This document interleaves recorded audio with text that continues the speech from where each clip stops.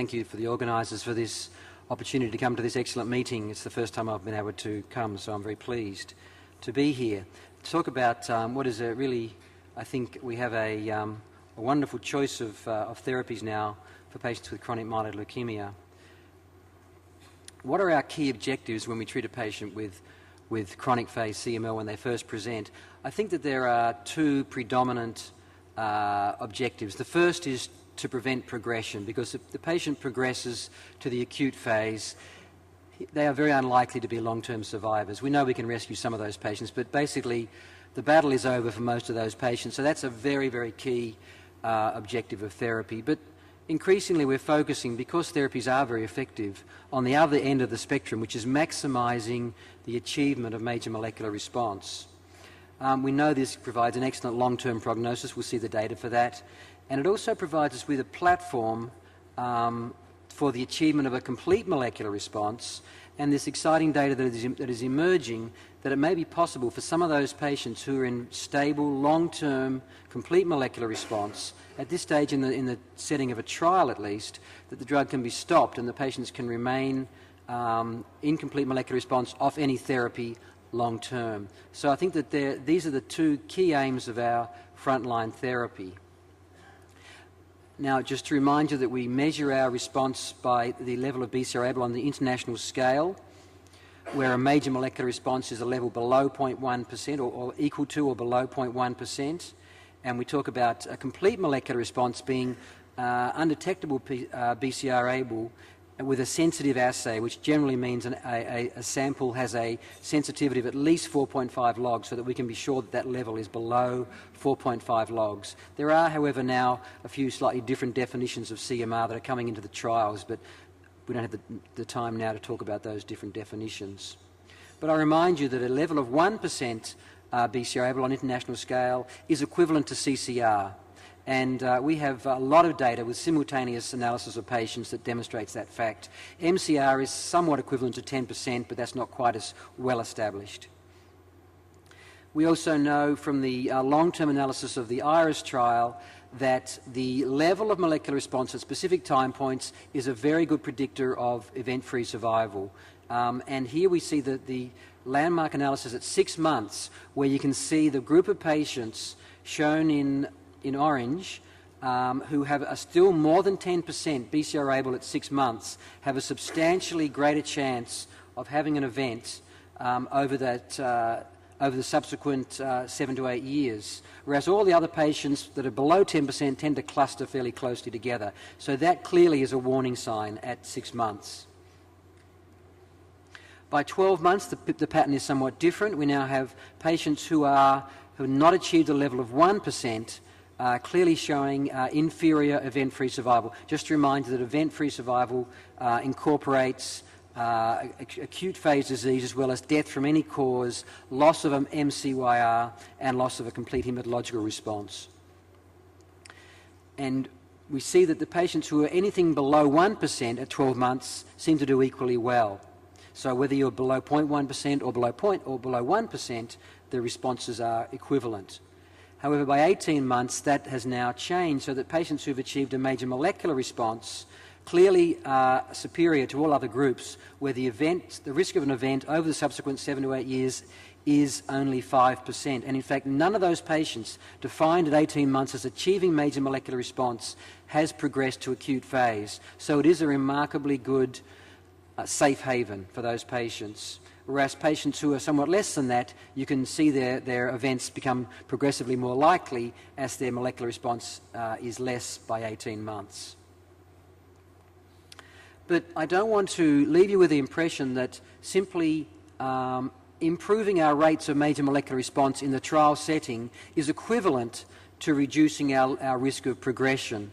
And the reason I say that is because if you look at 100 patients with CML, you see a spectrum of risk profile ranging from patients, and we know this from SoCal score and from this Hasford score, that you can actually classify patients as being low risk or high risk. I'm sure in the next few years, with the development of expression arrays, etc., we'll get much more refined at defining patients who are very low risk, patients that are intermediate, and patients who are high risk.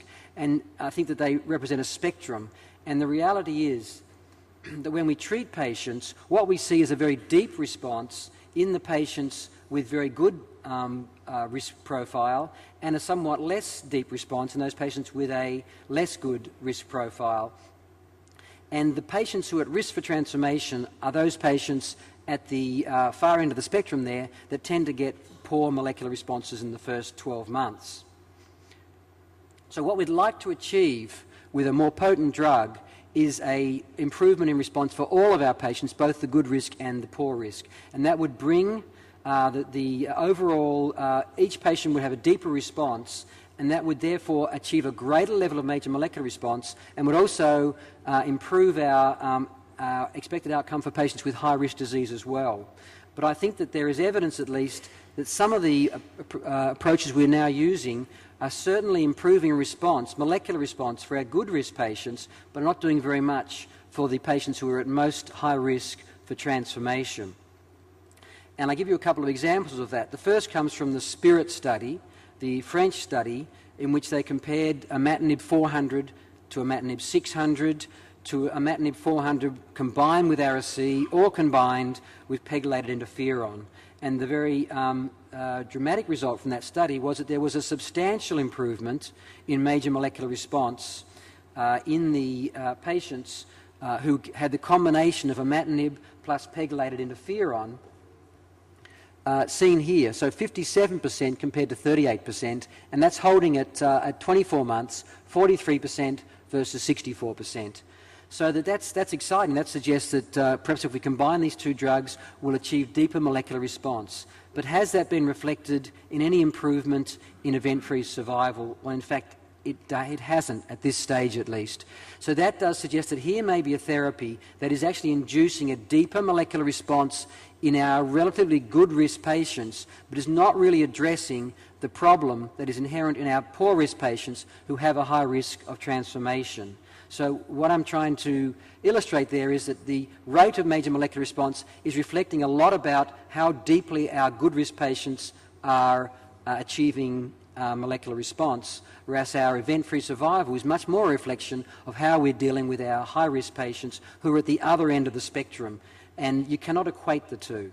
Another example comes from the German study, in which they have a very large study with imatinib combined with interferon, with Ara-C, or high-dose imatinib as well. And in this study, surprisingly, they did not see any benefit at all to the combination of imatinib plus interferon, noting in this case that it was daily interferon rather than pegylated interferon. But the imatinib high dose did show a significantly improved rate of major molecular response. And that is interesting because we recently looked at the top study, which showed no evidence of an improvement with the imatinib 800 milligram compared to imatinib 400 milligram. So why did the German study show an improvement? I suspect that there were differences in the way the drugs were administered, and I suspect that there was less interruptions to therapy in the German 800 milligram arm than we saw in the TOPS 800 milligram arm that might explain that difference. However, even though 800 milligrams did lead to a greater rate of major molecular response, there is no evidence now with 5-year data that there is any improvement in overall survival or event-free survival in any of these arms. So once again, we have an example of a therapy that is achieving deeper molecular response, predominantly for our good risk patients, but is not giving us corresponding improvement in event-free survival, because that is a reflection of what's happening at the other end of the spectrum in our patients. What about ENEST-ND, where we looked at a randomization of nilotinib at either 300 twice daily or 400 twice daily compared to standard dose imatinib? Well, once again, we see with a more potent drug, nilotinib, you see an improvement in the rate of major molecular response at 12 months and at 24 months. So this is MMR by 12 and by 24 months. You'll notice there's almost 25% of patients, or approximately 25% of patients, are recruited to achieving a major molecular response by 12 months, and the same difference is seen at 24 months. So unlike the TOPS trial, where there was an improvement at early time points, but there was a catch-up later on, we're not seeing any evidence of a catch-up at the 24-month time point for the imatinib arm. The other impressive way to look at the data is to look at the kinetics of molecular response. If you look at the rate, the actual level of the median value of BCR-ABL at 6 months on the 2 nilotinib arms, 0.19, is the same virtually as the level that's being achieved on imatinib after 18 months. So a full 12 months later, you're seeing that level of depth of response. The same can be said at 12 months and 24 months. And if you look at deeper levels of response in the eNEST-ND study, you'll see that if you focus on the achievement of a level of more than 4.5 logs below the baseline level, so that's what some people are now defining as a complete molecular response, you're seeing 26% or 21% in the 2 arms on nilotinib versus just 10% on imatinib. And of course, at the other end of the spectrum, what are we doing for the patients who are at high risk of transformation? Well, here for the first time we're seeing evidence that we're not just improving rates of major molecular response, we're also improving or reducing the risk of transformation. So the transformation on the imatinib arm, 4.2%, pretty similar to what was seen in IRIS and TOPS at around about 3%, 3.5%. But here we're seeing around 1% or less progression on the core study on nilotinib on either arm. Now, if you include clonal evolution in that analysis, the differences are even more stark. Now, the decision study, a very similar study to the eNEST-ND study, except there was just one arm of the more potent drug, in this case dasatinib, 100 milligrams daily. There was also stratification according to Hasford score. And also the other difference was that the endpoint for this study was CCR rather than major molecular response. But if you look at the rates of major molecular response at 12 months, you see the same substantial benefit to dasatinib, 46 versus 28. And even if you look at this very deep response of 0.0032% or below, 13% versus 7%. So we're certainly seeing better achievement of deep molecular response for our better risk patients. What about transformation? Well, there's also a hint, although at this stage there's not a significant difference, that we are reducing the rate of transformation, but we obviously need longer follow-up to know whether this is indeed the case. So what's the best strategy if we want to minimize progression and maximize major molecular response? Clearly, imatinib 400 milligrams for all is not the best approach. Imatinib at higher doses or imatinib combined with PEG-led interferon looks interesting in terms of recruiting more patients to deep molecular response, which may be a very, very useful thing to do in terms of eventually getting patients to CMR and getting them off therapy, but it may not get rid of this problem of early transformation for our 5 or 8% of patients that are at risk for that. So we know that there is very promising data now for using the more potent drugs, but what about a different approach? I want to just briefly mention 2 other approaches that one that we're trying in Australia and one that I think may well come into studies over the next few years. The first is the use of selectively intensifying therapy, so starting with imatinib, but then switching if you don't achieve really excellent early molecular response, to try and get those patients who are not in your good risk group as rapidly as possible onto a more effective therapy. So that would be, here are 100 patients with various different risk profiles. You look at them at an early time point, and then you stratify therapy and use your well-proven cheap drug imatinib for the patients that are doing nicely, and use your aggressive therapy, maybe even combination therapy, for the patients who are at high risk for transformation, as you've determined at an early time point. So that's really how we designed the TIDEL-2 study in Australia, where patients started on imatinib 600 milligrams a day and then were escalated to 800 milligrams if they didn't achieve certain molecular targets. And also, if they didn't achieve a good drug level at day 22, they also had an increase to 800 milligrams. So what we saw in the first cohort of 105 patients, we saw that there were some patients who didn't achieve a good drug level, so 21 patients, and 16 of them could be dose escalated. Some patients failed to achieve a level of 10% at 3 months and were dose escalated. Some failed to achieve 1% at 6 months and were dose escalated. And a further number failed to achieve major molecular response at 12 months and had their dose escalated to 800 milligrams, and subsequently, if they didn't achieve that level on the higher dose or weren't able to take the higher dose, they switched to nilotinib. So what we've seen now in 105 patients with a median follow-up now of 21 months is that 11 or around about 11% have now switched to nilotinib because of a suboptimal response as defined in this study, not according to the ELN criteria, but by this more strict criteria. We have 16 who have switched because of intolerance, grade 3 or 4 toxicity, or persistent grade 2 that was not responsive to optimal therapy. And we've had 2 who have lost response to imatinib who have switched to nilotinib. And so this actually shows all 105 patients. At 1 month, they were all taking 600 milligrams of imatinib, and then you see over time an increasing number of patients who are starting to take a higher dose of imatinib, and then some patients at the top who are taking a modified dose. And then you see by 9 months, you're starting to see some patients who have switched, I can't quite get there, switched to nilotinib because of either intolerance or because they haven't achieved a certain target. And now we see at 12 months, this is the pattern that we've got, where we have 7% who have withdrawn, remembering that the figure's been between 20 and 30% in most of the randomised studies, 1 patient with blast crisis, 17% at 12 months are on nilotinib, and 77% are on some dose of imatinib, in most cases the original dose of 600 milligrams a day. What have we achieved in terms of major molecular response? Well, at 12 months we have the data on all 105 patients, and we've achieved a level of 67% major molecular response with 13% a complete molecular response, less than 0.0032%. So that looks very promising. And it's interesting to compare TIDEL-2 to TIDEL-1, the study we did some years ago in Australia, where the achievement of major molecular response at 12 months was 47%. Now we're seeing 67%, and yet the studies have been quite similar. In terms of the study design, they both started at 600 milligrams of imatinib. They both had dose adjustment to 800 for failing to achieve targets. Where they differed was that we had a requirement that the drug level was greater than 1,000, or they dose escalated. That was a difference between TIDEL-1 and TIDEL-2.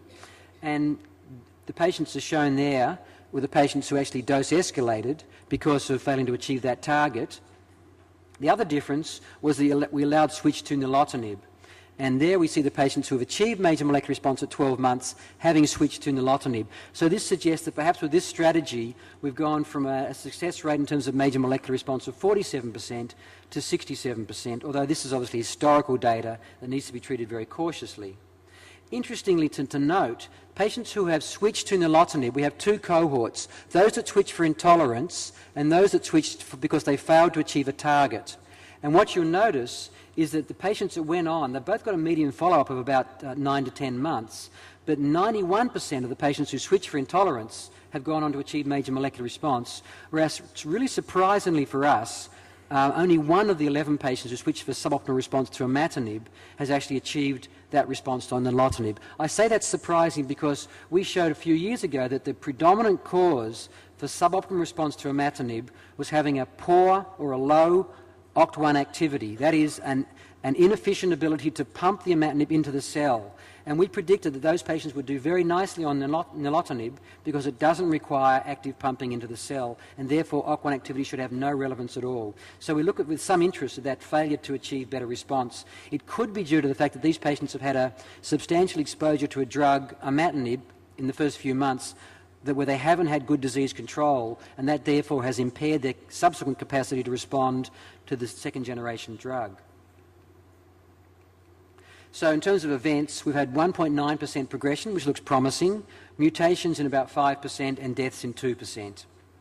Now that was cohort 1 that I've just shown you, where we went from 600 to 800 to nilotinib. Cohort 2 is same number of patients. We've now completed accrual where we got rid of the 800. It just seemed to be probably not an effective strategy. We've gone straight from 600 to nilotinib, and we hope to have comparative results for ASH this year. So that leaves us with just one strategy to go, and that is individualising therapy based on biomarkers. And the biomarker that we have the greatest interest in Australia, as I've mentioned, is OCT1 activity, because some years ago now, or actually only last year, we showed in TIDEL-1 that patients who have high OCT1 activity, that is more than the median value, and that's measured as the efficiency of uptake of the drug in an in vitro assay at diagnosis.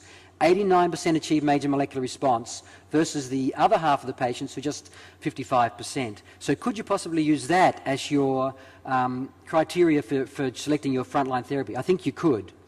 The other really important observation is that if you look at transformation over the first 5 years in TIDAL 1, none of the patients who had a OCT1 activity in the second, third or fourth quartile has progressed. All of the progression has been seen in the patients who had the lowest quartile for OCT1 activity. That would suggest that maybe these are the patients you could selectively treat in a different, more aggressive way.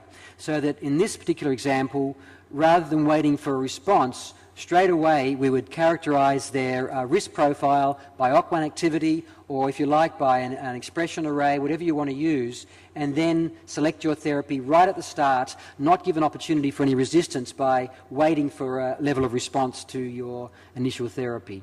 So that, I think, is something that's very promising that should be tested over the next few years. So in conclusion, major molecular response is a truly safe haven after 18 months. Improving major molecular response rate is exciting and is worthwhile for our patient cohort, but it doesn't necessarily equate to reducing progression rate. More potent tyrosine kinase inhibitors improve major molecular response, and it looks at least suggestive that they may also be reducing progression. I think that's very exciting. And selective intensification, as I've shown you today, may be another promising approach that may be equally effective and maybe perhaps more cost effective in the long term. Thank you very much.